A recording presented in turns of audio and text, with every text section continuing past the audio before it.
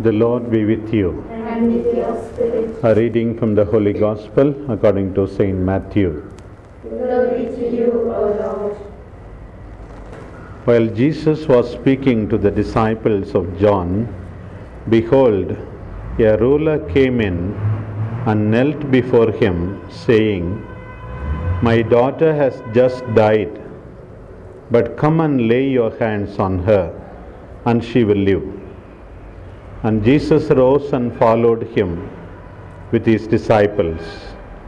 And behold, a woman who had suffered from a hemorrhage for 12 years came up behind him and touched the fringe of his garment. For she said to herself, "If I only touch his garment, I shall be made well." Jesus turned and seeing her, he said, "Take heart, daughter, your faith has made you well." And instantly the woman was made well. And when Jesus came to the ruler's house and saw the flute players and the crowd making a tumult, he said, "Depart, for the girl is not dead, but sleeping." And they laughed at him. But when the crowd had been put outside, he went in and took her by the hand, and the girl arose, and the report of this went through all the district. The Gospel of the Lord. Praise to you, Lord Jesus Christ. Today's Gospel passage is especially very consoling, comforting, encouraging for women.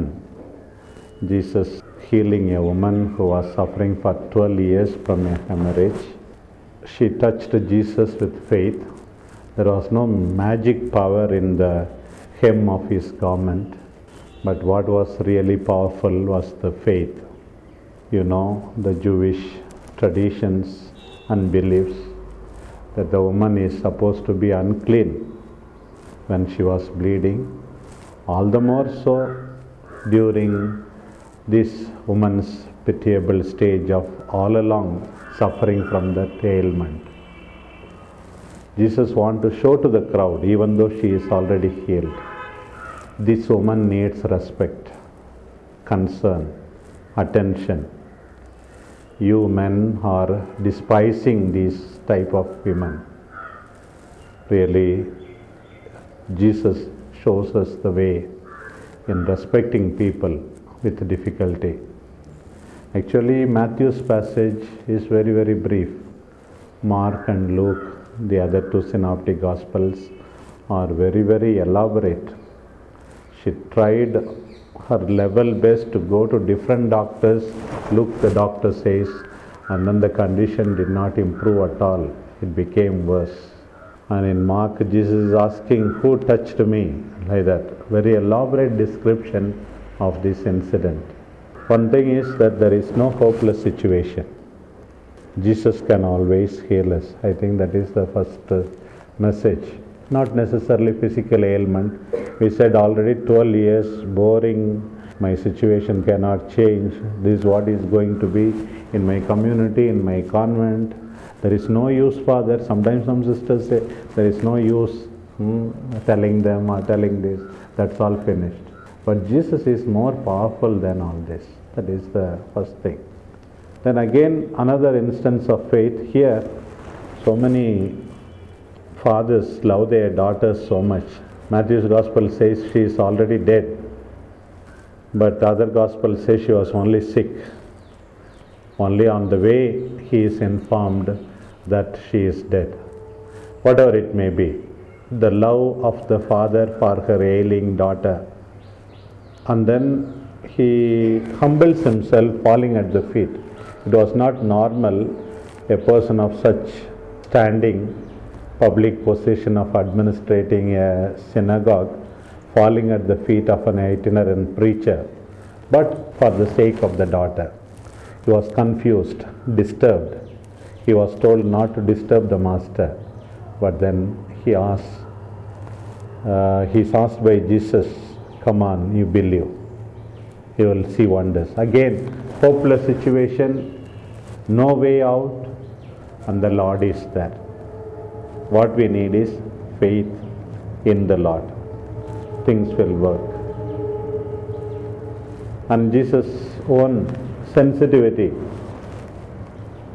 give her something to eat. Get up, my daughter. So these two women, I am sure, the girl and the woman with hemorrhage, after this incident, would have been really grateful to the Lord and led a wonderful life.